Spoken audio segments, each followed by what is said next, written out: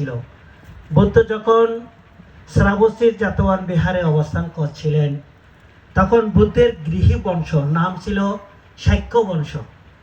এই শাক্য বংশরা তাদের একসাথে আলোচনা করার জন্যে এবং বিভিন্ন সল্লা পরামর্শ করবার জন্যে, সমাজ রাষ্ট্র পরিচালনা করবার জন্যে একটা সন্তাকার নির্মাণ করেছিলেন।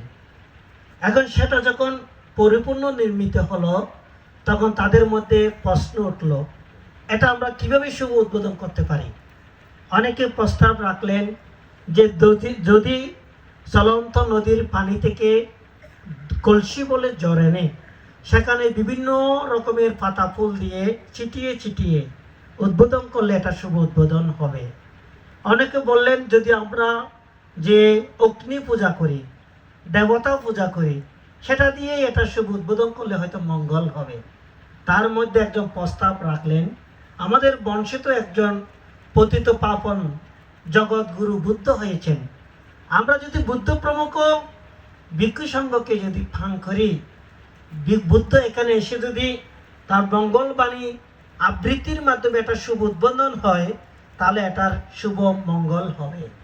তখন সবাই ওনার কথায় সম্মতি এবং রাজি হলেন। যথারীতি বুদ্ধকে ফাং করলেন।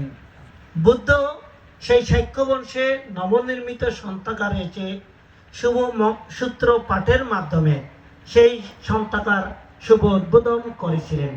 সেই থেকে 2500 বছর পরে এসেও আমরা যখন নতুন বাড়ি গৃহে প্রবেশ করি, নতুন কোনো কারখানা ফ্যাক্টরি শুভ উদ্বোধন করি, অথবা যখন ঘরের উত্তর বা ভিত্তি দিই, তখন আমরা সূত্র পাঠ করি। বিশেষ করে আমি থাইল্যান্ডে অবস্থানকালীন দেখেছি, থাইল্যান্ডে একটা নতুন দোকান বা নতুন কোনো অফিস উদ্বোধন করতেও ভিক্ষু সংঘকে ফান করে নিয়ে গিয়ে সেখানে সূত্র পাঠ করে থাকেন। কেন